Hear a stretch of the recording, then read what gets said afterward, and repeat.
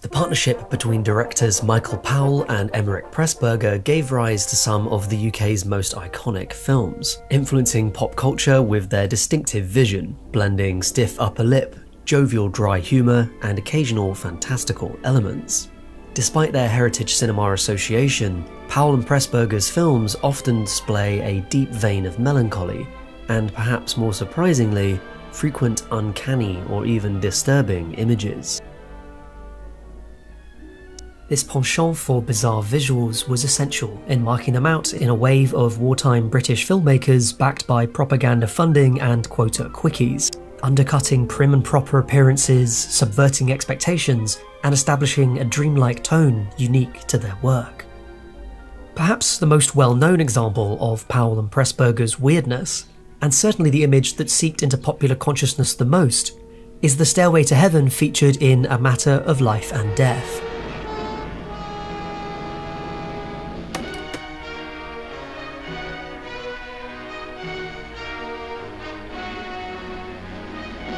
As protagonist Peter Carter and his conductor ascend the staircase, they pass statues of famous figures of history. What about him? A moment riffed on in Bill and Ted's Bogus Journey with the addition of statues for Niven and Powell. Thanks, God. Yeah, you are just a noble creator. Deftly executed with a mix of matte painting and practical sets, the stairway's hazy glow accentuates its otherworldly feel.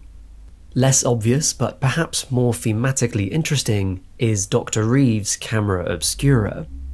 Despite his position on the earthly plane instead of the divine one, the obscura allows the Doctor a near-omniscient view of his village. Sally Allgood getting herself dated up. Ah, here's June. Here she comes. And the circular design recalls the viewing platform over the heavenly bureaucracy. The uncanniness of this image arises from its placement in an otherwise bucolic British scene, albeit one threatened by war. This trick is replicated in Gone to Earth, where Hazel, struggling with a difficult decision between two suitors, takes a nighttime hike to a local hill colloquially known as God's Little Mountain. Drawing on a relatively frequent theme in Powell and Pressburger's work, removing to remote natural locations, Hazel's nighttime journey nevertheless stands out as strangely magical. There's no effects work here. Instead, lighting and a drastic shift in visual language accentuate Hazel's communing with the natural world. Likewise, Powell and Pressburger classic I Know Where I'm Going also manifests a surreal trip, this time with a more modern edge as it happens on a train. In the opening of the film, Joan travels to meet her husband-to-be, crossing the UK on a train from Manchester to the Hebrides. Falling asleep on the journey, her dream is a complex, overlaying montage of different images and sounds associated with the train, seen through the swinging plastic of a garment bag. This montage is capped with a confection of miniatures, pairing an aerial view of the travelling train in an idealised landscape with a wistful, near-whispered voiceover. Station Gretna Green. You're over the border now. Glasgow Central! Oh! Yes? These previous examples see Powell and Pressburger playing with uncanny, surprising, or even surreal imagery, but their forays into this territory also occasionally become downright unsettling. Take the infamous Glue Man, whose presence drives the plot of A Canterbury Tale. The arrival of 3 modern-day pilgrims in Chillingbourne, a fictional town near Canterbury, is interrupted by an assault on land girl Alison, whose hair is covered in glue by a mysterious attacker, the Glue Man. There he goes! Hey, soldier! Can you run this? Watch me! His eventual unmasking reveals an unseemly motive, making the women of the town less attractive to the soldiers stationed there, and he is ultimately left unpunished. Just as the Glue Man's unsettling appearances drive the otherwise light plot of A Canterbury Tale, The titular red shoes seem to ambiguously influence ballerina Victoria in their namesake film. The grounded plot draws on power struggles between two men obsessed with the same woman. This contrasts with the stylized Technicolor visuals, and perhaps most notably this contrast is present in the shoes themselves, implied to have some sort of magical hold on Victoria that may or may not lead to her doom.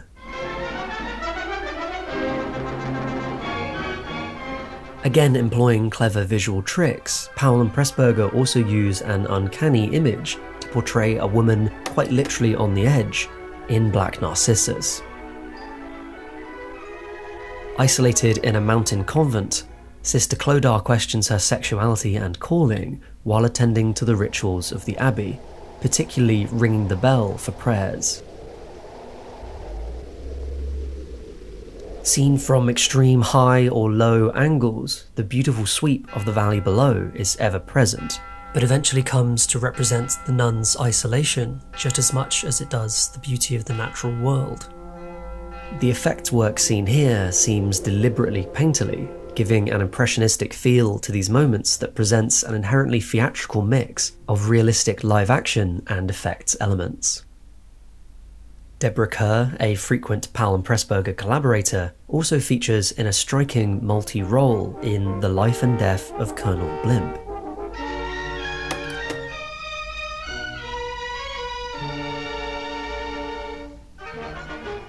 More common in theatre, multi-rolling sees one actor take on multiple characters, and is often used to draw attention to similarities or contrasts between these characters. In Colonel Blimp, Kerr does exactly that, portraying three women interacting with the titular colonel across multiple decades. I understand exactly what you mean, darling. Her shifting appearance and yet residual similarity, as well as her changing age relative to protagonist Clive Candy, presents an uncanny image that deftly portrays the predestined aspect of his relationships. Inverting this humane portrait of romance in the Archer's most surreal film is Olympia in the Tales of Hoffmann. This opera adaptation sees Hoffmann recounting mysterious stories of his lovers, and in the first segment, Hoffmann falls in love with Olympia, not realizing that she is in fact an advanced doll.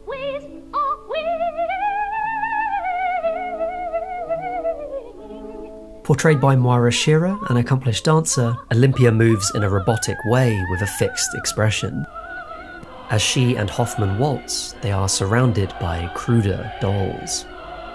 The tension between Hoffmann's affections, Olympia's cold sophistication, and the suspended dolls makes for a potently chilling image amongst the pageantry of the opera. From robots to bell ringing to A Stairway to Heaven, Powell and Pressburger's films are full of inventive imagery that runs the gamut from fantastical to disturbing. This sharp eye for the striking has made their films extraordinarily influential, and continues to surprise successive generations of filmgoers. Although their films are very much of their time, Powell and Pressburger's bizarre images feel fresh even today, as those odd, strange, and even mystical moments remain timeless.